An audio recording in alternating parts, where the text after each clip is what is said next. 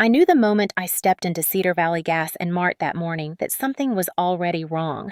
People did not have to say a word here. Their eyes always spoke first, cold, suspicious, irritated, as if my presence alone was an inconvenience they had not planned for. I was holding a small stack of flyers against my chest, hoping the manager would let me tape one on the community board near the entrance. Sunrise Haven needed donations more than ever, and this gas station was the only place in town where almost everyone passed through at least once a week. It was my last option. I walked toward the board, slowly feeling every pair of eyes track me. I placed a flyer on the corkboard and reached for a pushpin. Before I could even press it down, a hand darted in and ripped the paper straight off the board. The manager did not look at me, just tossed the flyer onto the counter. No fundraisers, no charity papers, not today. I tried to speak, but a woman standing behind me in line spoke louder on purpose. She wants something for free again, always begging, always needing. The words slid into the air like oil, sticky enough for everyone to hear clearly. Someone snickered near the fridge doors. I swallowed the heat forming at the back of my throat. I was not going to give them the satisfaction of reacting. I had learned long ago that the more still I stayed, the quicker they got bored. I quietly reached for the flyer the manager dropped. I did not even have the chance to pick it up before another burst of noise erupted from outside. A man's voice, angry. Another voice layered over it louder, then another. The tension in the room shifted instantly. The woman behind me murmured, "Something is about to go down." People moved toward the window, not to help, but to watch. I stepped outside with the others because the shouting grew sharper. At the farthest pump, a man in a dark leather jacket stood surrounded by 3 locals. He was tall and broad-shouldered, the kind of man people judged before he ever opened his mouth. His motorcycle was parked beside him, engine still ticking chrome, reflecting the gray morning light. One of the locals jabbed a finger at him and yelled, "You think you can fill up and run? Not here. Not with that look." The man in the jacket sighed quietly. His voice was steady, almost too calm for the hostility aimed at him. "My card did not go through. The machine said error. The system might be down." The locals laughed, a harsh, delighted laugh. Another grabbed his phone. Maybe the cops should check his record. "Bet he has one." The man lifted both hands slightly, not in surrender, but in restraint, as if holding himself still would keep the situation from turning worse. I knew that posture. I had stood like that too many times. People at the pumps were filming. No one offered help. No one tried to de-escalate. They wanted a show. The man tried again. "I can pay, just not with card. The machine is not reading it. I can transfer or call someone." The attendant stepped out from behind the small glass booth chest, puffed like he finally found someone he could intimidate. "We do not do transferring. You either pay or you leave without gas, and you are not leaving, not until the cops get here." The biker's jaw clenched at the word. Biker. In Cedar Valley, that label was enough to decide who he was before he even spoke. Thief, criminal, threat. I felt something inside me twist. Maybe anger, maybe recognition, maybe the memory of how many times people had mistaken my exhaustion for attitude, my silence for guilt, my skin for danger. A teenager shouted from behind a pickup truck, "Check his bags." "Bet he is carrying something." The group laughed. The man in the jacket looked around at their faces, then down at the ground. Not in shame, in calculation. He was deciding whether staying calm was worth it, whether speaking again would make him look more guilty, whether surviving this moment required silence. I could see it in his eyes. I knew that look too because I had worn it. Every single person around me was waiting for him to snap so they could say, "See." We were right. I felt my pulse hammer in my throat. I knew I should stay out of it. People in this town had already made up their minds about me, and stepping into this would only confirm what they thought. But something in me moved before I had time to reason. I stepped off the curb, walked past the gas pumps, and into the center of their circle. "Stop. I will pay."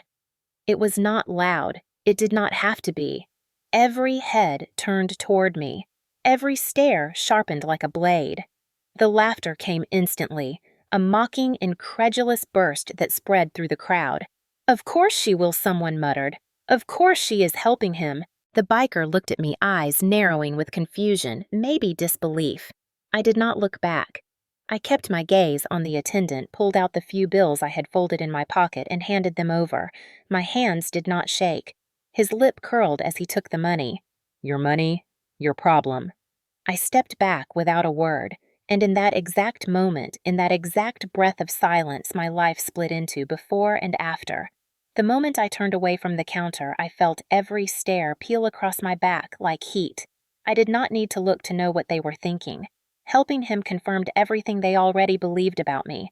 The troublemaker, the charity case, the woman who never knew her place. I kept walking anyway because stopping meant giving them permission to feel superior, and I had already done enough of that in my life. When I pushed the glass door open, the biker was standing where I had left him. His hands hung loosely at his sides, but the tension in his shoulders said he was ready to be shoved again. The crowd waited for a second round of humiliation, hoping my small interruption had not ended their morning entertainment. He looked at me slowly, not with gratitude and not with pity, but with a kind of measured confusion, like he was trying to solve a puzzle he did not have all the pieces to. I said quietly, "You are good to go. They have your gas." His eyes flicked to the receipt in my hand and then back to mine. He did not move for a moment. Then he took a step toward me and bent slightly to pick up something on the ground. A flyer. One of mine. Sunrise Haven. Donations needed. Support for abandoned and disabled children.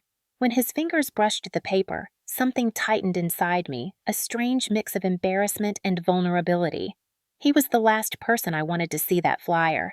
I reached out, but he lifted it before I could take it back. His voice was low, rough with road dust.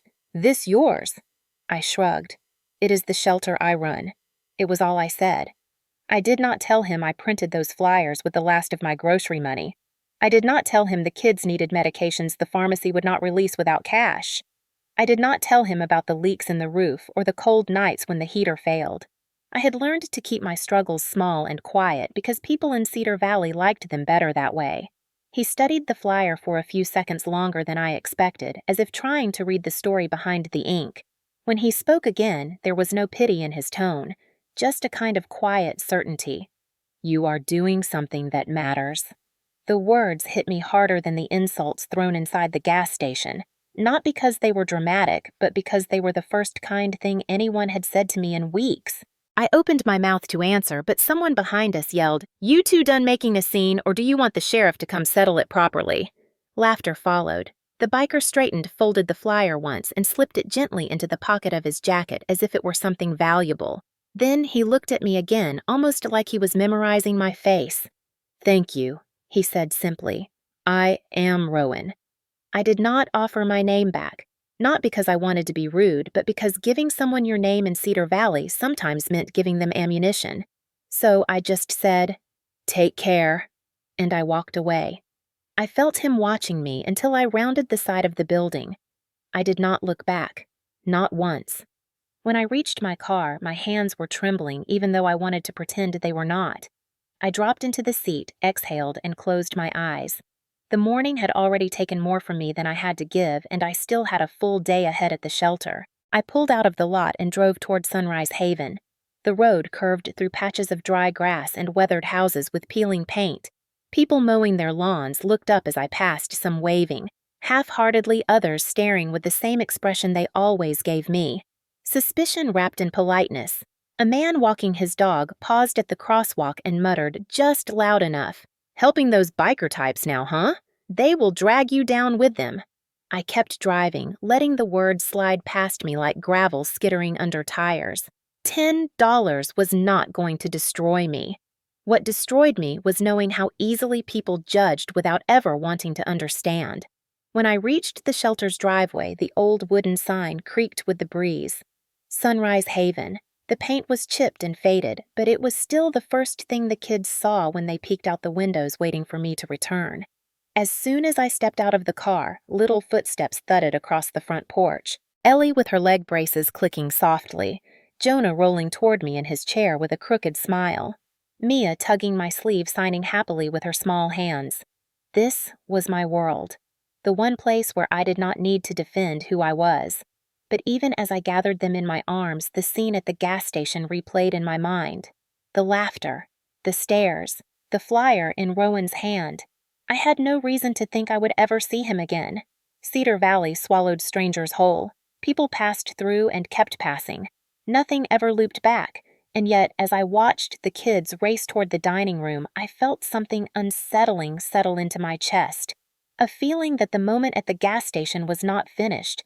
That $10 might have bought more than gas. It might have bought a shift in the air I could not yet explain. That night, as I lay in bed listening to the wind brush against the shutters, the memory of Rowan slipping my flyer into his pocket kept replaying like an unanswered question. Why did he keep it? Why did it matter? I had no idea then that the next morning the rumble of his engine would be the sound that rewrote everything I thought I knew about my life. By the time the sun rose the next morning, the exhaustion from the previous day had already settled deep into my shoulders. Sunrise Haven always woke before I did, and the house creaked with the familiar rhythm of morning chaos. Pots clattering soft whines, little footsteps, the hum of the old refrigerator that threatened to quit every winter but somehow held on the way I did. When I stepped into the hallway, Ellie was already sitting at the kitchen table, swinging her braced legs while coloring in the same faded princess book she had treasured for 3 years. Jonah was trying to adjust the footrest on his wheelchair, tapping it softly with a wooden spoon, because he thought motivation would fix what the bolts could not. Mia sat in the corner humming to herself as she built a tower of mismatched blocks, stopping every few seconds to look up and make sure I was still there. They did not say good morning the way most children did. They said it with their eyes, their smiles, their trust.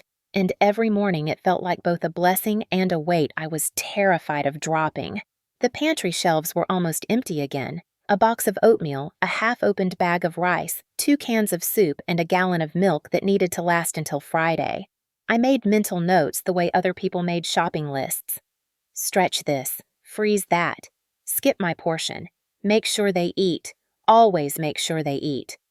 As I moved around the kitchen, Ellie watched me with that quiet intuition children develop when life has never been easy for them. She asked carefully, "Are we okay today, Miss Maya?" I smiled because she deserved a smile, even if the truth was a knot in my throat.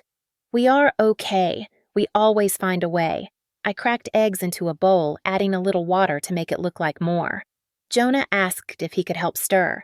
His hands weren't steady, but I guided them, letting him take credit for breakfast. Little victories mattered here. They mattered more than the cracks in the walls or the stained linoleum or the broken heater vent that coughed dust every time I tried to warm the living room. While the kids ate, I walked down the narrow hallway and checked the leaking ceiling in the back room. The bucket underneath was half full again. I dumped it outside the cold morning air, stinging my cheeks. A neighbor walking her dog slowed down when she saw me, her lips tightening the way they always did when she caught me outside at dawn. She nodded curtly. "Morning." Then she added under her breath, but loud enough for it to land where it hurt. "Heard you were at the gas station causing scenes again." I did not answer. Silence had become its own language here. She tugged her dog and walked on, shaking her head, as though I was the root of everything that went wrong in Cedar Valley. I carried the empty bucket back inside and set it beneath the leak again. As I straightened up, the weight of the roof seemed to press down on my spine. The house was tired. I was tired, but neither of us had the option to quit. After breakfast, I loaded the kids into the small common room so they could work on their activities. The heater sputtered blowing air that was more lukewarm than warm, but they did not complain. Children who have lived through neglect learn not to complain. They learn to adapt. They learn to hope quietly.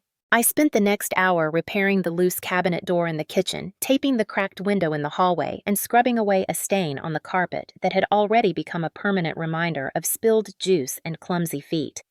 Everything in Sunrise Haven required constant attention, constant fixing, constant patience. I held it together the way a person holds together a crumbling book, fingers pressed tight, pages slipping but never letting the whole thing fall apart. Sometimes I wondered what the house would look like if someone else ran it. Someone with more help, more resources, more respect from the people who lived just outside its front yard. But wondering did not change anything, so I focused on what I knew. Keep the children warm, keep them fed, keep them safe. even if it meant ignoring the sting of another whisper or the tension in my jaw every time a townsperson avoided meeting my eyes. Near noon, a small white truck pulled up to the end of the driveway. For a moment, my heart leapt, thinking maybe someone had brought a donation. But the truck turned around before reaching the house and drove away, leaving only a cloud of dust. Hope rose and fell that quickly here. When the mail arrived, the envelope addressed to Sunrise Haven contained a reminder that the utility bill was overdue. No extension available. Payment required within 72 hours. I folded the paper neatly, placed it under the stack of previous notices, and forced myself not to think about what losing heat would mean for the kids as winter approached. In the afternoon, I took them outside so they could get some air. The playground was nothing more than a patch of dirt and a swing that groaned like it was begging to retire. Still, the children laughed as if they were standing in a carnival.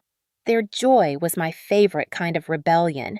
As I watched them, I felt that familiar loneliness creep into my ribs. Not the loneliness of being alone, but the loneliness of carrying something too big, too heavy, too fragile, and knowing no one around you cared enough to help lift even a corner. I tried to push Rowan from my mind. He was a stranger passing through.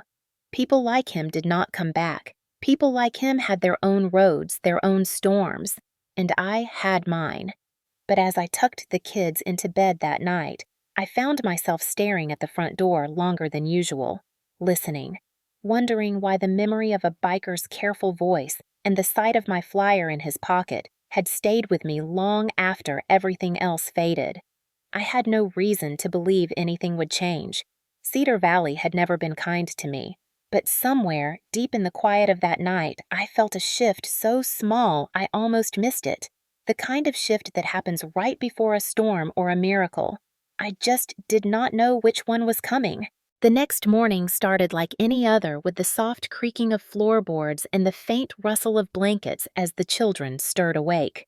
I moved through Sunrise Haven on instinct, checking the thermostat filling the kettle, and preparing a simple breakfast with whatever scraps we had left. I was halfway through slicing an apple into thin pieces when a sound cut through the quiet. A low growl. Distant. Steady. Not thunder, not weather, not anything natural. I froze, knife suspended in midair. The windows rattled slightly. The hum grew louder, rolling over the dirt road like a living thing. Engines. More than one. More than 5. Too many to count at once. My first thought was trouble. Cedar Valley did not like strangers, and it feared bikers even more. Yesterday's scene at the gas station had already stirred enough gossip to choke a barn full of chickens, and I knew how this town liked to escalate its fears into actions. I set the apple down and walked to the living room, pressing my hand gently against the window pane. The road leading to Sunrise Haven was empty. Then, in the distance, dust lifted as if the earth itself was exhaling. The rumble deepened. My heartbeat matched it pounding from somewhere near my throat. Ellie rolled toward me and her walker eyes wide. "Miss Maya, what is that?" I forced my voice to stay steady. Probably just construction, even though I knew this town had not built anything in years. I stepped onto the porch, the cold wooden boards creaking beneath my feet. The morning air carried a chill, but not the kind that came from weather. It was the kind that warned you change was coming, the kind that told you nothing would look the same after it passed. Then they appeared, one by one. 14 motorcycles lined in a slow, deliberate procession down the narrow road toward my home. Chrome glinted in the early sunlight. Leather jackets dark as coal moved in rhythm, and boots thudded steadily against the ground when the engines cut off. The rumble died, replaced by a silence so sharp it felt like the world was holding its breath. My legs would not move. My mind would not form a thought. The children had gathered behind me, their small bodies pressed together like a flock of birds, sensing a storm. For a moment, I wondered if I should stand in front of them or pull them inside, but I could not force my limbs to decide. The first biker removed his helmet, and there he was, Rowan. His dark hair had come loose in the wind, brushing the collar of his jacket, and the faintest hint of a smile pulled at the corner of his mouth, though it was not a smile meant to comfort. It was a smile that carried weight, purpose, memory. "Morning," he said, his voice carrying across the yard like he had spoken my name without needing to. I gripped the porch railing until the wood pressed into my palms. "What are you doing here?" My voice came out softer than I wanted.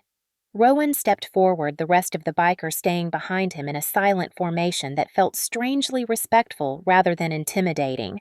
He reached into the pocket of his jacket and pulled out the folded flyer, the same flyer he had picked up at the gas station. "You stood up for me when nobody else would. You did not owe me anything, but you chose to help." His eyes met mine steady and unflinching. "Now it is our turn." He nodded once, a simple gesture, and as if on cue, 2 pickup trucks that I had not noticed before pulled up behind the line of bikes. Their doors swung open, and then the world shifted. Inside were boxes. Dozens of them, stacked to the top, labeled, organized. Food supplies, winter clothing, toys, medical kits, cleaning materials, construction tools, enough to fill the shelter 3 times over. My breath hitched, and for a moment I could not tell if I had inhaled or forgotten to breathe entirely. Rowan lifted a small box from the back of the nearest truck and set it gently on the ground as if proving it was real. The kids behind me gasped in unison. I found my voice again, thin with disbelief. "Why?" Rowan's jaw flexed in that quiet, honest way he had. "Because sometimes people deserve a chance to know kindness is still real. And you showed me that yesterday." I blinked hard, the sting behind my eyes sharp. I had spent so many years carrying Sunrise Haven alone that I forgot what it felt like for someone to show up. Really show up. Not with pity, not with excuses, but with action. The other bikers dismounted, moving with surprising gentleness for men built like steel beams. One opened a box of canned food. Another carried a bundle of blankets. A third bent down to show Mia a stuffed bear he found near the top of a donation pile. They were not loud, they were not boastful. They just worked, as if helping was something they had practiced their entire lives, as if they had been waiting for someone to need them. I finally forced my feet to move, stepping down from the porch until I stood only a few steps from Rowan. "This is too much," I whispered. He shook his head. "No, it is exactly enough." And the strangest thing happened then. The fear I had felt minutes earlier, the shame from yesterday, the exhaustion from years of holding this place together with nothing but grit and hope, all of it eased just enough for me to breathe fully for the first time in a long while. I did not know why a stranger had chosen to care. I did not know why my $10 choice had turned into this. But as the engines cooled and the yard filled with the soft sounds of unexpected help, I understood one thing with absolute clarity. Life had shifted, and Sunrise Haven would never be the same.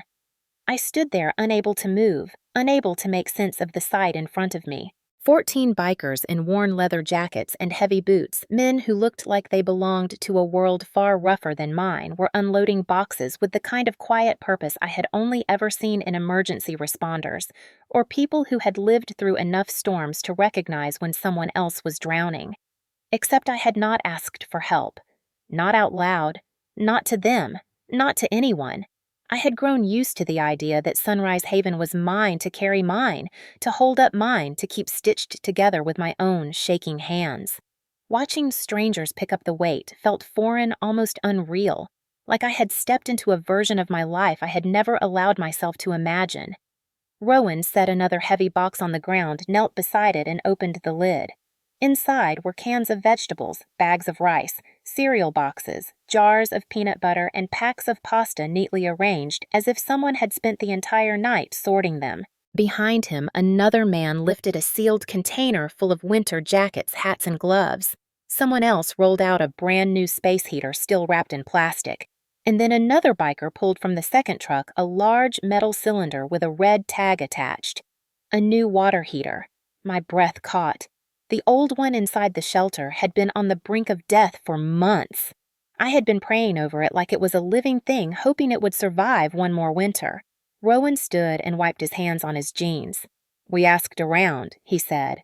"Found out what places like yours need most. The guys went overboard, but honestly, it felt good to do it." The guys he mentioned were all busy working. 2 men carried lumber pieces toward the front steps. Another crouched beside the broken railing, tapping on it lightly and calling out, "We can fix this in an hour. Should have been done years ago." The children watched from behind me with wide eyes, then stepped forward slowly as if approaching a miracle.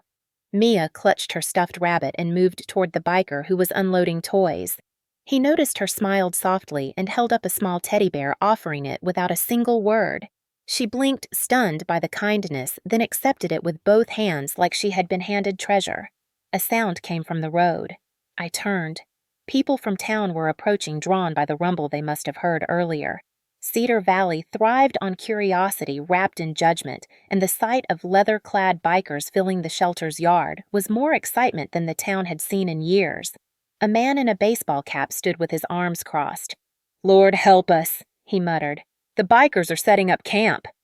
I recognized him. He was one of the men who had stood at the gas station laughing while Rowan was being accused. Our eyes met briefly. He looked away first. A small group gathered near the end of the driveway, whispering loudly enough for their words to float in my direction. Why would bikers help her? They are probably doing something shady. Must be a stunt. Or trouble. Always trouble. I felt a familiar sting, but this time it did not sink its claws as deeply. Not when 14 strangers were working like a coordinated rescue team around me. Not when the children were laughing at the sight of new toys. Not when my pantry was being filled for the first time in months. Rowan must have seen the way the onlookers' whispers curled toward me because he walked over and stood just close enough that his presence felt like a shield. "Ignore them," he said quietly. "They do not know what to do with kindness from people they fear." I breathed out slowly. I was not used to anyone standing beside me, much less in front of me. It felt strange, foreign, comforting. The men kept unloading until the trucks were nearly empty. One of them approached me, wiping his brow. "You the one who runs this place?" I nodded. He extended his hand. "Name is Deacon. Rowan told us what you do. People like us do not always get second chances. But we know value when we see it. And people like you are rare." His words hit harder than he knew, the kind of hard that knocked something loose in my chest. A woman from the watching crowd suddenly shouted, "Are they seriously helping her?" Her voice carried sharp judgment, but beneath it there was a crack of disbelief. Rowan turned slightly toward her. His expression stayed calm, but there was a steel beneath his tone that made even the most stubborn gossiper hesitate. "We help where help is needed. That is all." No one answered, not even the ones who usually had their opinions loaded like bullets. As the bikers spread out across the yard, hammering, carrying, sorting, organizing, I felt something I had not felt in years. Relief. Not the temporary kind, not the kind that comes when one bill gets paid or one leak gets patched, but the kind that comes when you realize for the first time in forever that you are not alone. Ellie tugged my sleeve. "Miss Maya," she whispered. "Are they angels?" Her voice was so sincere I almost cried. I knelt beside her and touched her cheek. Maybe our kind of angels." She smiled and ran off toward the swings, giggling as 2 of the bikers gently pushed Jonah in his wheelchair across the yard like it was a game. I watched Rowan lifting a box onto the porch, his movements steady and patient. He glanced at me, and for a moment our eyes held in a way that felt too honest, too raw, too dangerous. $10 at a gas station had somehow become this. 14 men who owed me nothing choosing to show up as if they had been waiting for the opportunity, as if kindness demanded they return what they were rarely given. I swallowed hard. The truth pressed against my ribs like a heartbeat. I had spent years believing no one would ever come to help, that Sunrise Haven existed at the edge of a world that had forgotten it. And yet, here they were. Not saints, not saviors, just men who had seen the worst of life and still chose to give something back. I did not know why fate had crossed our paths, but as I stood on that porch surrounded by more help than I knew how to accept, one thought rose above everything else. Maybe kindness had always been waiting. It just needed someone to believe in it first. For the first time in a long time, Sunrise Haven felt alive. Not with the fragile, uncertain energy I spent years trying to protect, but with something stronger, steadier, like the shelter itself was taking a deep breath after being held underwater for too long. The bikers moved through the yard with a strange blend of roughness and gentleness, like men who had been taught by life to be hard but had never forgotten how to be soft. The children watched them from the doorway, at first clinging to the frame, unsure if they were allowed to step outside. They had been taught in their own ways that the world did not always greet them with kindness either. But curiosity pushed them forward, and soon enough they trickled into the yard one by one. Jonah rolled across the dusty ground, his wheelchair rattling. A biker with hands covered in tattoos crouched beside him. "What is going on with this wheel, kid?" Jonah shrugged as if the broken wheel were a minor nuisance, which it was compared to everything else he had lived through. The biker lifted the chair, examining the bent metal, clicking his tongue, the way mechanics do when pretending to scold a machine. "This thing is begging for mercy." Jonah let out a laugh, the kind that made his cheeks glow. The sound hit me in a place I had forgotten laughter could reach. The biker glanced at me. "You mind if I fix it?" I shook my head. "Please." He placed his jacket on the ground and set the chair on top. Tools appeared from his bag, and he worked with the concentration of someone tuning a high-end engine. Jonah watched with wide eyes, his excitement buzzing like a spark.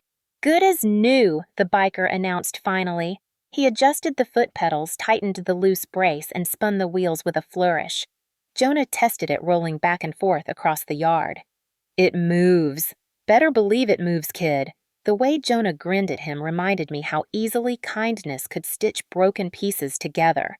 A few feet away, Mia sat cross-legged in the grass, watching another biker organize the toy box they had brought. She was usually shy around strangers, communicating mostly in signs or soft hums. But when the man held up a small plush fox and made a silly growling face, Mia's eyes lit up. She covered her mouth to hide her giggle, then reached out for the toy with careful hands. He handed it to her gently. "You like that one?" She nodded, hugging it tight, and for the first time in months, she looked like a child who was simply allowed to be a child.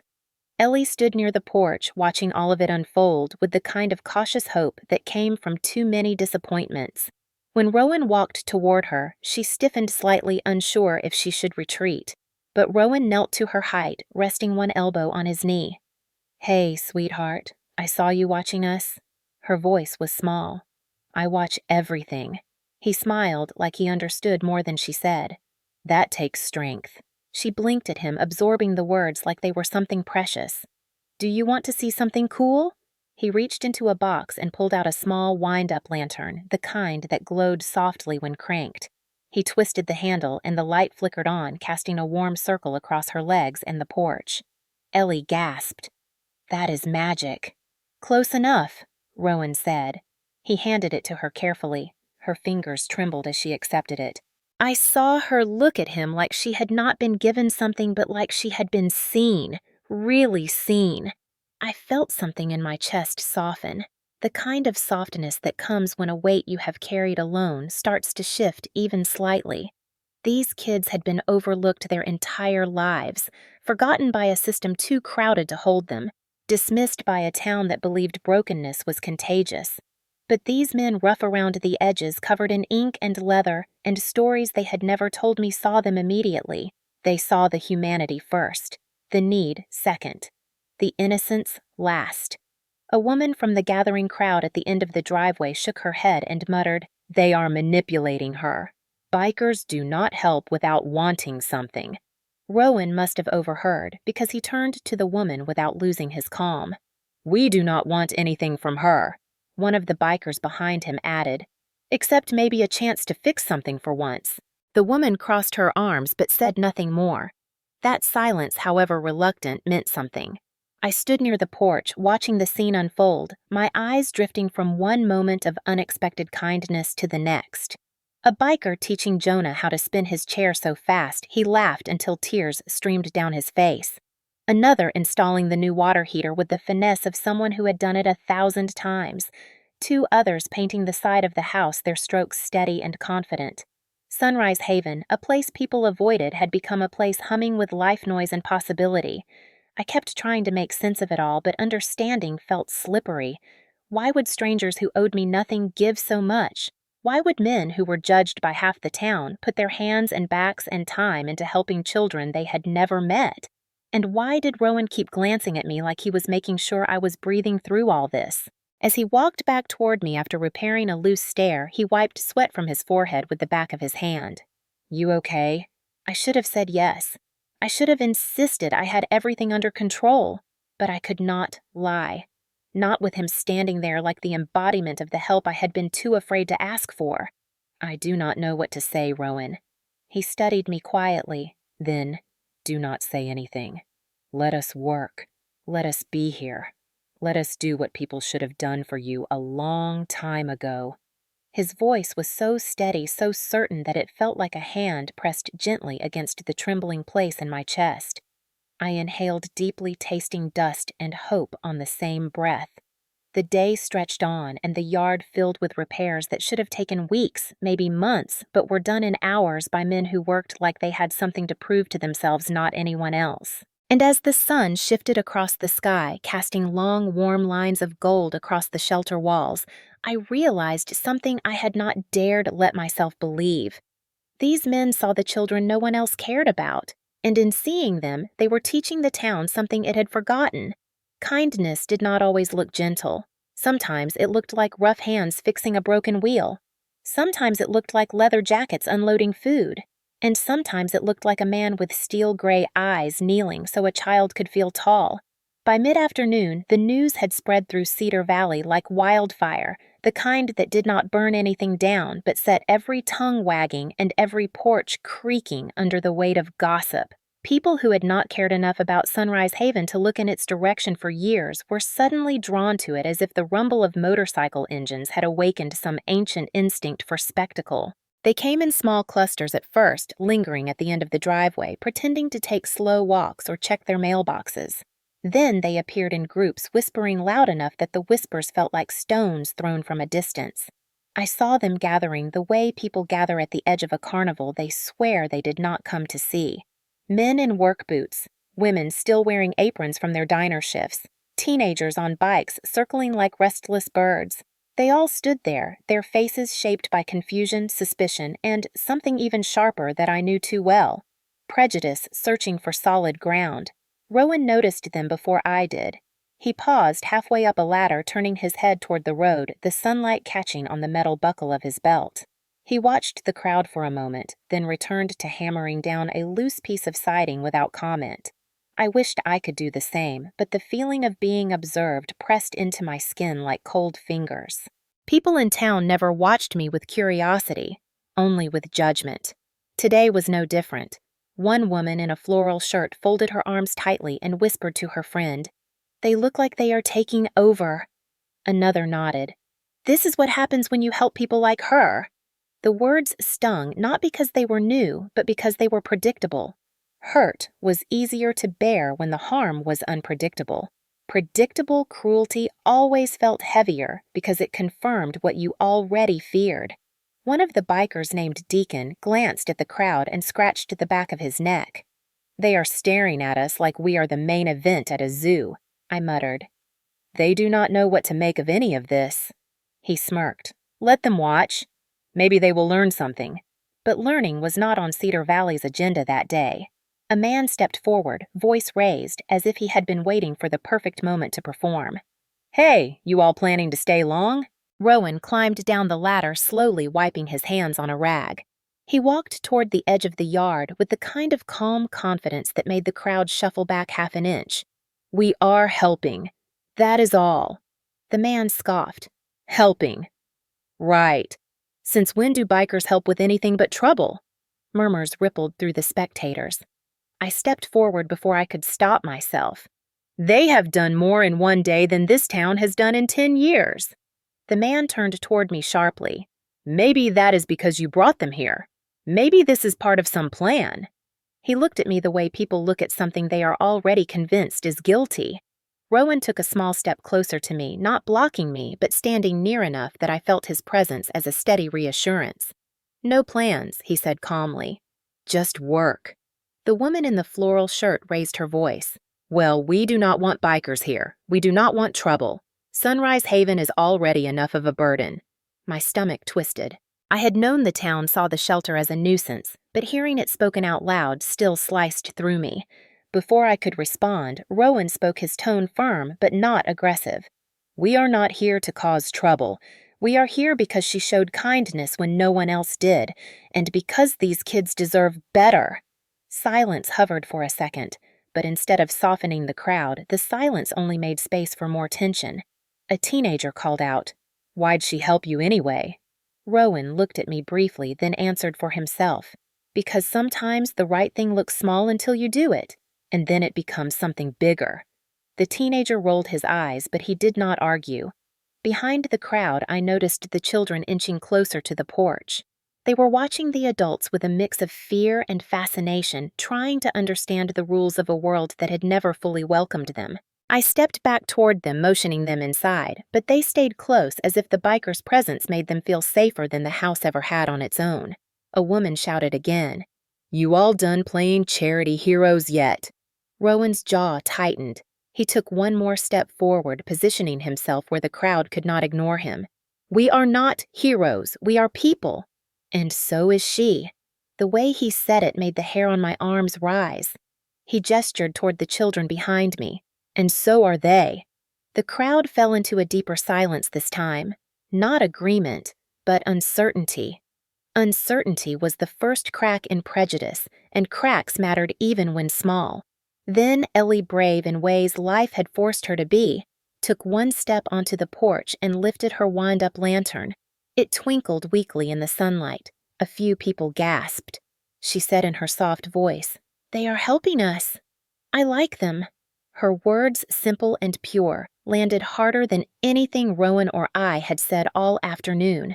A few townspeople shifted uncomfortably. A man muttered, "Kids do not know any better." But the words carried less force than before. Something was shifting. I could feel it. The show they had come to watch was not the show they were getting. Instead of chaos, they saw repair. Instead of fear, they saw children laughing.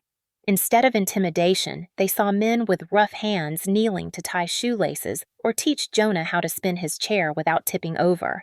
The town watched because they could not make sense of it, and sometimes disbelief was the first step toward acceptance. Rowan glanced back at me, his expression unreadable but steady. "You all right?" I nodded, though my chest felt too tight to trust my own breath. I was not sure what I was feeling. Gratitude, fear, relief, hope, too many things all at once. I looked at the children, then at the bikers, then at the crowd that had built their identity on who they refused to understand. And I realized we were not just being watched. We were being tested. Whether we passed or failed depended on what happened next. Night fell over Cedar Valley the way it always did, slow and heavy, as if the darkness needed time to swallow the last bits of warmth left by the sun. By the time the bikers finished for the day, the shelter looked almost unrecognizable. Fresh paint on the siding, a repaired porch, a new railing sturdy enough for Jonah to lean on without fear of splinters, the pantry shelves overflowing for the first time in years. The children went to bed, giggling, their excitement still buzzing through the walls like a gentle current. But beneath that joy was an unease I could not shake. The crowd that gathered earlier had not left with softened hearts. They left with unanswered questions and festering prejudice. People in towns like Cedar Valley did not like when the world shifted without their permission. Rowan must have sensed the same tension because before the bikers left for the night, he paused near the steps and said in a low voice, "Keep your door locked, just in case." I wanted to laugh it off, pretend nothing would happen, but the look in his eyes rooted the dismissal in my throat. I nodded. He squeezed my shoulder once brief but grounding, then walked toward his bike. The engines roared to life and disappeared down the road, leaving the shelter wrapped in a silence that felt too thin. I locked the doors. I checked every window.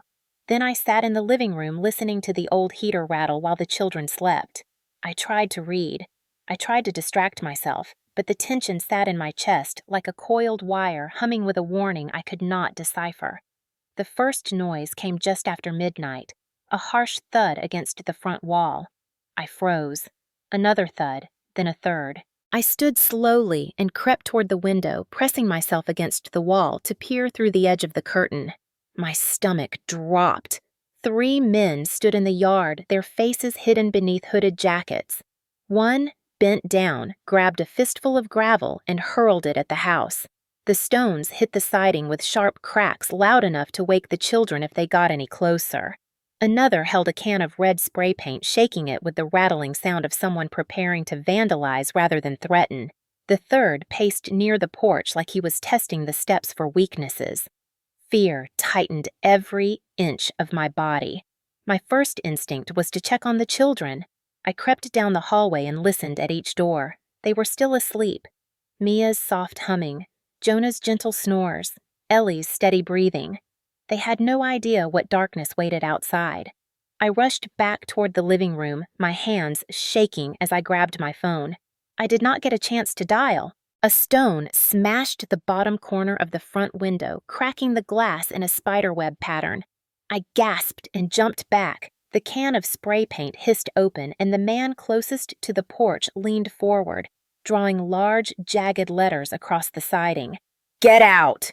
My breath caught in my throat. The word dripped down the wall like a threat bleeding into the wood. I forced myself to move. I grabbed a heavy flashlight from the drawer and flicked on the porch lights. The yard lit up in a sudden burst of yellow. The men jerked back, startled. One shouted, "You should have thought twice before bringing them here." Another laughed a cruel, thin sound. "You think you can turn this town into a biker hotel. You think we will let that happen." My voice trembled, but I stepped forward anyway, glaring through the cracked window. "Leave, now." They only laughed harder. One of them said, "Or what? You think your biker friends are coming back tonight?" I swallowed hard. The truth was suffocating. Rowan and the others were miles away by now. The men grew bolder, stepping closer to the porch. The tallest reached behind his jacket and pulled out something metal. I could not see clearly in the shadows, but it made my pulse skyrocket. A small flashlight, maybe a tool, or maybe something worse. Before I could decide whether to call the police or bolt the door tighter, a noise split through the night. A roar, a deep, violent roar that rose out of the darkness like an animal waking from a long sleep. The men froze. The roar grew louder, closer. Then the road lit up with headlights. 4 motorcycles flew down the dirt path so fast the ground shook. They did not stop at the driveway. They skidded to a halt directly in front of the shelter engines, idling in unison like a warning drum.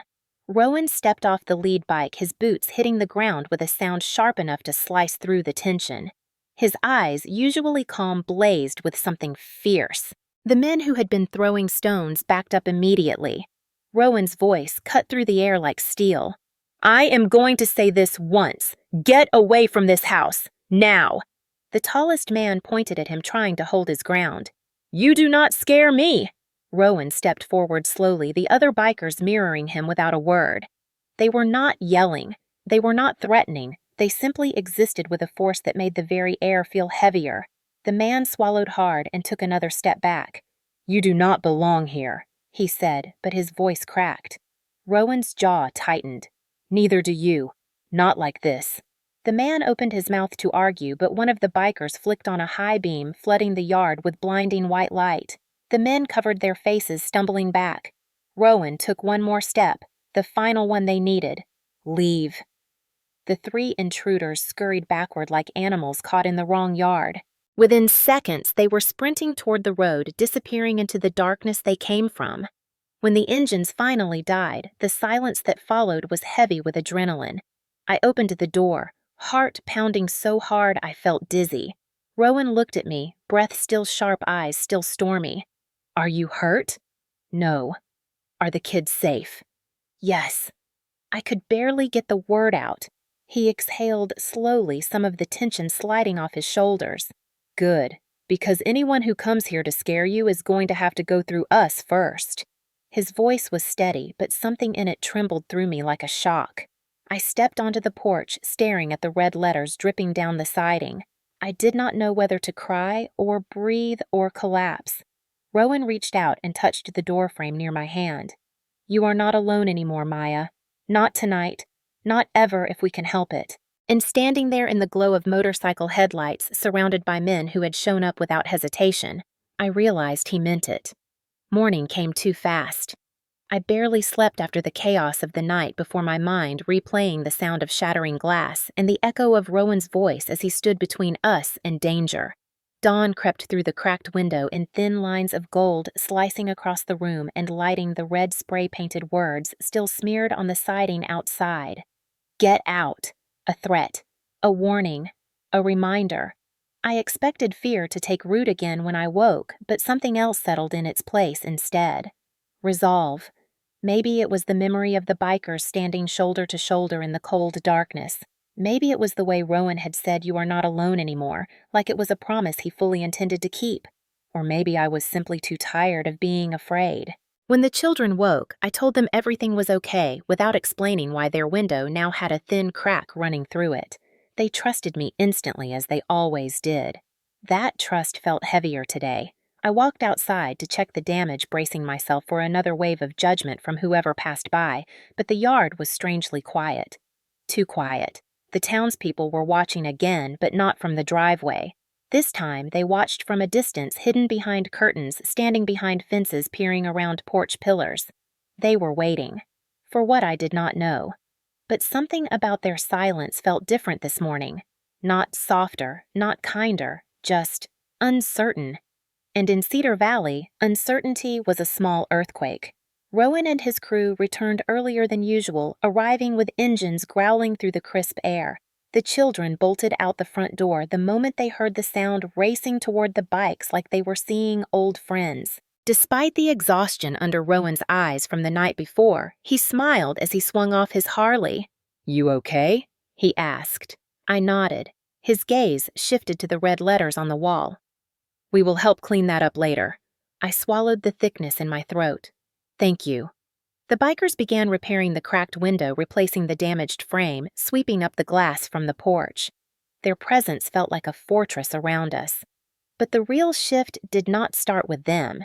It started with the first neighbor who finally stepped forward. Around 11, a woman in a faded yellow sweater walked slowly up the driveway carrying a foil-covered tray. Her steps were hesitant, as if each one required permission. I recognized her. She worked at the diner on Main Street. Her voice always carried the sharpness of someone who had learned to defend herself before anyone else ever would. She cleared her throat. "I heard what happened last night." I braced for the familiar sting of criticism, but she lifted the tray slightly. "I made a chicken casserole. Thought maybe the kids could use it." I blinked. The offer landed so unexpectedly that for a second I forgot how to speak. "Thank you," I finally managed. She nodded awkwardly, set the tray on the porch, and hurried back toward the road before her courage could evaporate. Rowan watched the exchange from where he stood tightening a bolt on the new window frame.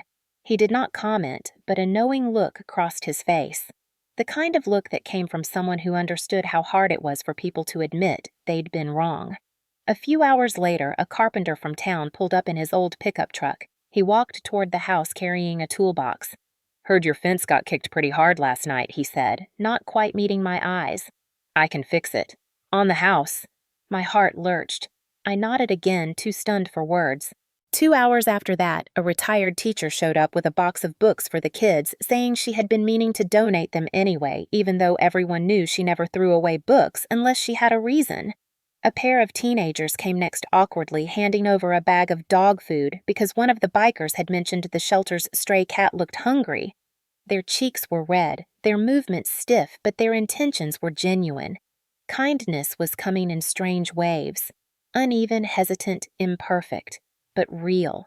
It did not erase what happened the night before. It did not erase years of whispers or judgment, or the loneliness that had shaped so much of my life. But it chipped at the edges, pieces falling away like old paint. The biggest shift came near sunset. The same woman who had yelled, "We do not want bikers in Cedar Valley" the day before, walked toward the shelter with her husband. Her steps were rigid, her expression a battlefield of pride and regret. I stiffened instinctively. The children went quiet. The bikers paused, watching closely but saying nothing. She cleared her throat. "I want to apologize." She said the words tumbling out as if they were too heavy to hold. I let fear make me cruel. I let other people's opinions become my own. I was wrong. Her husband nodded stiffly beside her. We do not want trouble here, but maybe we were too quick to judge. Maybe we all were." Her gaze shifted to the bikers, and for the first time, she looked at them without flinching. "You helped these kids. You helped her. That counts for something." Rowan lifted an eyebrow slightly. Not triumphant, not smug, just quietly surprised. "Thank you," I said softly. It was all I could say. The woman exhaled shakily, turned to leave, then paused. "If you need extra blankets or anything, let us know. Winter gets cold up here." The simple offer landed deeper than she intended. Kindness did not need to be loud. It just needed to exist. As the sun dipped low, the bikers finished the day's repairs. The yard was quiet except for the sounds of children chasing bubbles one of the bikers had brought. Rowan sat beside me on the porch steps, his hands resting on his knees. He tilted his head toward the road where a few neighbors lingered, watching the children play. "Told you," he murmured. "They are not bad people. They are just scared to be the first to change." I looked at him, at the kids, at the freshly patched fence, and the red paint that was already half scrubbed away. Maybe he was right. Maybe prejudice cracked the way ice melted. Slowly at first, then all at once. The day had started with silence and ended with the first signs of something I had never dared to hope for. Acceptance. Not complete, not universal, but growing. And for the first time in a long time, the weight on my chest felt lighter. By the time the bikers returned the next morning, Sunrise Haven felt like a different place. Not because the building had changed, but because something inside it had shifted. The air felt easier to breathe. The rooms felt warmer, even though the temperature had not moved.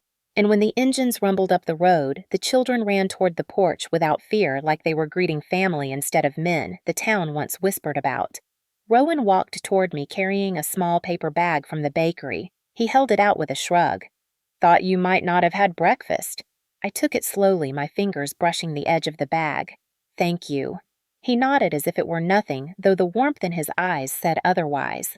He glanced toward the children who were already chasing the dust trails left by the bikes. The corners of his mouth twitched upward. "They look happier today." "They do." I watched him for a moment, noticing details I had overlooked before. The way he stood, with a steady weight, not defensive, but grounded.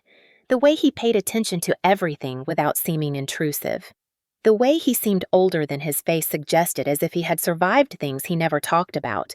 I had questions I did not know how to ask, and an unease that had nothing to do with fear. It felt like the ground was shifting under me again, but not from danger this time. From possibility. As the bikers split into groups to continue repairs, Rowan motioned for me to follow him toward the back porch. I hesitated, then stepped after him. He leaned against the railing eyes on the tree line. "I need to show you something," he said quietly. For a moment, I wondered if something was wrong. Then he reached into his jacket and pulled out a folded envelope. My heartbeat stuttered. He held it out. "My mom wrote this. To me." I stared at the envelope, unsure why he was giving it to me. His expression softened, but there was something raw underneath. "She is sick. It's cancer. Been fighting it for months." I swallowed, not expecting the weight of his confession to hit me so hard. "I am sorry." He nodded, once the gesture small but heavy. "She has good days and bad days. Lately more bad than good." He paused before continuing. "After what happened at the gas station the other day, I told her about you." I felt heat climb my cheeks. "About me?" "Yeah." "About how you stepped in. About how you did not hesitate when you saw something wrong. About how you did not treat me like a criminal the way everyone else did." He looked down at the envelope in his hands.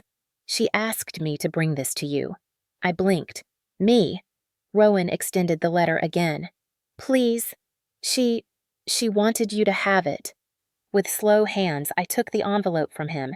My fingers brushed the worn edges. The paper felt soft from being handled too many times. I opened it carefully.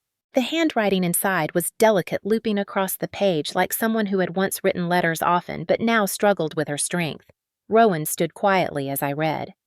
"Dear Maya, I do not know you, but my son told me about what happened at the gas station. He told me about the way you stepped between cruelty and someone who needed protection. He told me you did it without wanting anything in return." I felt my breath catch. I could picture her sitting somewhere far away, fighting to write each line, choosing her words with the clarity of someone who understands time is a fragile thing. People like you are rare. You remind me of something I once told Rowan when he was young. If someone stands with you when the world does not, never let them go. Good people are bridges. They help others cross, and sometimes they help you cross too. My fingers trembled as I turned the page. Do not push him away if he chooses to be in your life. He has spent too many years walking alone. If he sees something in you, it is because he knows the truth of kindness. I closed my eyes for a moment, letting the words settle inside me like warm light. When I finished reading, I folded the letter slowly, feeling something tight unravel in my chest. I handed it back to him, but he shook his head. Keep it. She wanted it to be yours. I looked at him, his face half shadowed in the morning sun. I did not know what to say. I did not know how to carry the weight of his mother's words, the trust behind them, the quiet plea stitched into each line. All I managed was a whisper. Rowan, I do not know what to do with this. His eyes softened. You do not have to do anything. Just know it matters. Her words. And what you did. I looked down at the envelope again, feeling a warmth I did not know how to name. I wanted to speak, but before I could find words, a shout erupted from near the front yard. Miss Maya, come see. It was Jonah, his wheelchair rolling fast toward the porch. Something in his voice pulled me immediately. Rowan and I hurried back to the yard where the children were gathered in a circle. Jonah pointed excitedly at the new ramp the bikers had built. Try it. Rowan lifted Jonah gently onto the ramp, and the boy rolled down with perfect balance, laughing from deep in his belly. I laughed too, the sound surprising even myself. Rowan watched me instead of the ramp. His expression was unreadable, but full. The kind of full that made me swallow hard. The kind of full that made something inside me shift again. I tucked the letter into my jacket pocket. It felt lighter than I expected and heavier than I could explain. As Jonah circled around for another run, Rowan stepped closer. His voice was quiet enough for only me to hear. Do you see now? See what? That sometimes strangers show up not to change your life, but because your life changed theirs first. My breath stilled. I looked at him fully, then really looked, and for the first time I realized that whatever had begun between us at that gas station was not an accident. It was something deeper, something neither of us had dared to acknowledge until now. The town of Cedar Valley had never planned an event for Sunrise Haven. Not a cleanup day, not a donation drive, not even the courtesy of a community meeting to ask what the shelter needed. Most people preferred pretending the place did not exist. It was easier to ignore broken things than admit they needed fixing. But word had spread fast after the night the bikers chased off the intruders, and even faster after neighbors started offering casserole dishes, blankets, and hesitant apologies. Someone at town hall must have realized the shelter had suddenly become the center of more attention than they were ready for, because that week they announced a neighborhood appreciation gathering, hosted at Sunrise Haven, a gesture they called it, a sign of unity, a chance to show support. I had been alive long enough to know it was more a chance for the town to save face than help, but the children were excited and the bikers promised they would be there, so I agreed. The morning of the event, I stood in the yard feeling like a stranger in my own life. The shelter looked brighter than it ever had. The siding gleamed with fresh paint. New window frames caught the sunlight. The repaired fence stood straight for the first time in years. Rowan and his crew had transformed the place, not just physically, but emotionally. It felt like a home now, not a battle zone. Folding chairs lined the grass. A small stage made of donated wooden planks sat near the front. Speakers hummed with feedback as a young volunteer tested the microphone. People from town trickled in carrying dishes, drinks, awkward smiles, and carefully practiced lines of friendliness. I could feel their eyes on me. Some were curious, some apologetic, and some still coated with quiet disapproval. Progress did not erase everything, but it was something. I stood near the porch, trying to blend in, holding a paper cup of lemonade I did not plan to drink. My chest tightened with each passing minute. Public gatherings were never my place. I preferred being invisible to being put on display. A group of women approached me smiling too brightly. You must be so relieved, Maya. This place looks better now. I nodded, unsure if the compliment was sincere or simply a way to distance themselves from how little they had helped before. A man from the diner added, "Guess you needed the right people to step in." His tone hovered between compliment and judgment, like he was not sure which direction to lean. Before I could respond, the mayor stepped onto the makeshift stage. The microphone squealed. The crowd shifted their attention forward like obedient students. The mayor cleared his throat. "Thank you all for coming. Today we recognize the hard work that has gone into restoring Sunrise Haven, a place that has cared for our community's children for many years." The mayor's voice carried the rehearsed tone of a politician trying to sound heartfelt. Then he gestured toward me. "And, of course, none of this would be possible without the dedication of our own Maya Turner." My breath stopped. I wanted to disappear. All eyes turned toward me, some curious, some guilty, some still skeptical. My stomach twisted. I took one step back instinctively, my heart thudding. The mayor continued, "Maya, why don't you come say a few words?" My throat closed. I opened my mouth, but nothing came. Not because I did not have anything to say, but because I had been silenced for so long that speaking in front of the very people who dismissed me felt impossible. A hush spread across the yard. I took one more step back, intending to decline to shake my head to let the mayor talk instead. And then I felt it. A sound behind me. Boots on gravel, the low scrape of leather, 14 engines still cooling in the driveway. Rowan and the bikers stepped forward from where they had been standing off to the side. They walked as a unit, but not in formation. Not to intimidate. To stand. With me. For me. Near me. They formed a line behind me without needing instruction. Their presence changed the air. The crowd shifted eyes, widening breaths catching. The mayor's eyebrows lifted in surprise. People whispered, some nervous, some confused, but none able to look away. Rowan stepped closer until he was right behind my shoulder, close enough that I could feel the warmth of him even without touching. He said quietly, "You do not have to speak alone." Something inside me cracked open. A wound, a memory, a lifetime of standing alone in rooms where no one cared if I existed. I turned toward the stage slowly. My legs shook, but they moved. I climbed the steps one at a time. The microphone loomed in front of me like a challenge, but the weight behind me kept me steady. I took a breath. My voice wavered at first. "Thank you for being here." The crowd leaned in. I swallowed, trying again. When I was young, I learned that some places survive not because they are loved, but because someone refuses to give up on them. Sunrise. Haven has always been that place. I glanced at the children standing near the porch. They watched me with wide, hopeful eyes, trusting that I would speak the truth. And for years, I continued, we survived quietly, alone.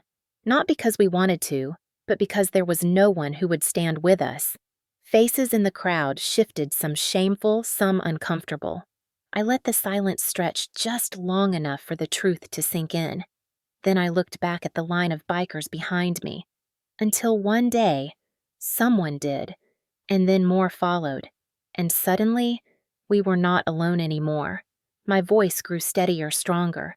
The past few days have shown me that kindness can come from unexpected places, and that people are capable of more than their fears, even in a town like ours. The crowd grew still, completely still. I lifted my chin. If this shelter stands stronger today, it is because people who were judged by their appearances chose to act with more heart than those who judged them. A ripple moved through the audience. Some lowered their heads. Some wiped their eyes. Some finally saw what they had tried not to see. I stepped back from the microphone, my chest trembling with a mixture of fear and triumph. The applause started hesitant and thin. Then it grew, louder, fuller, real. Not everyone clapped, but enough did. Enough to shift the ground beneath us. I turned around then. Rowan met my eyes with something like pride, something like gratitude, something like understanding. He nodded once as if to say, "You did it." But the truth was simpler. We did it. Together. The morning after this gathering felt strangely quiet, as if Cedar Valley itself was waiting to see what it had become overnight. I stepped outside before the children woke, the grass still wet with dew, the air cool enough to make my breath visible. Sunrise Haven stood behind me, no longer a tired building clinging to survival, but something renewed. The fresh paint glowed faintly under the early sun, the repaired roof reflected low light like a polished shield, and the wooden ramp the bikers built just 2 days earlier curved gently toward the yard. I could still hear the echo of applause from the night before, not because it was loud, but because it came from people who once crossed the street to avoid me. I never imagined Cedar Valley would clap for me. I never imagined they would clap for the Haven. As I walked toward the gate, I saw something that made my steps slow. On the sidewalk, lined neatly in 2 rows, were baskets, dozens of them, some filled with canned food, some with blankets, some with school supplies. One basket had a handwritten note taped to the handle. "Sorry it took us so long." Another read, "I should have helped sooner." My throat tightened. I sank to my knees, touched the handle of the nearest basket, and let out a breath I felt like I had been holding for years. Behind me, the door creaked open, and Miss June, the oldest child in the shelter wrapped in a blanket, peeked outside. Her voice was soft. "Maya, who brought all that?" I did not have an answer. Or maybe I did. "Kindness finally came home," I whispered. Rowan's voice appeared behind me before I even turned around. "Looks like they heard you yesterday." He leaned against one of the fence posts, arms crossed, hair tied back loosely, leather vest hanging open to reveal the faded gray shirt underneath. His crew stood behind him, stretching, laughing quietly, as if they had slept here like guardians. Maybe they had. I rose to my feet. "You did this," I said. "Every bit of this started with you." Rowan shook his head lightly. "No. It started with $10 and someone refusing to let a man get humiliated for trying to do right." I wanted to argue, but the truth was stubborn. I had only wanted to stop a cruel moment. I did not expect the world to change behind it. The morning grew brighter. The children rushed out one by one, barefoot in pajamas, cheering over every basket like it was Christmas morning. Miss Edna came out with her cane eyebrows raised, muttering something about miracles always arriving when she least expected them. One of the bikers, Tank, lifted a large crate over his shoulder. He yelled toward me, "We still got more in the trucks." Rowan nodded. "We brought the rest before you woke." I followed them to the driveway. 2 pickup trucks sat with the back doors open, both filled with supplies. A brand new water heater, a stack of mattresses, a box labeled library books, and a folded swing set frame. My breath caught. "You bought a swing set?" Rowan shrugged. "Every kid needs one." The generosity felt endless, like waves breaking on shore after years of drought. But what broke me was not the things they carried. It was what Rowan carried in his eyes when he looked at me. Something steady, something certain, something I did not know I deserved. He walked closer. His voice dropped into something gentle. "Maya, I need to tell you something." I turned fully toward him. His jaw worked as if he was choosing every word carefully. "I have to leave for a while." My chest tightened. I knew what he meant before he said it. "My mom," she took a turn. "Doctors say she needs me." I felt the world tilt slightly, not from shock, but from the quiet dread of losing the one person who had shown up when no one else did. I nodded slowly. "Then you should go. She's your family." Rowan looked at me like he wanted to memorize my face. "I will come back," he said. I wanted to believe him. I wanted to say something brave. Instead, I whispered, "Take care of her." He stepped closer until I could feel the warmth of him cut through the morning air. "And you take care of yourself," he said.